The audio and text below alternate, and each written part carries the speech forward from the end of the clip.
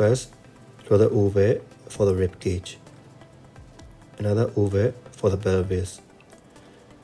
Draw the lines like the numbers shown in the pictures. These are the important landmark of the rib cage.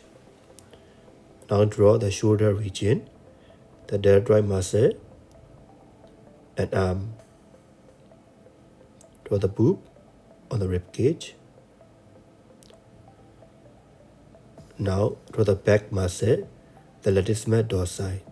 It connects the rib cage to the pelvis, the sacral region. Now draw the pelvis and thigh. Draw the abs. Now draw the oblique and serratus anterior muscle. These are the parts of the oblique. The oblique sit on the pelvis. It's done.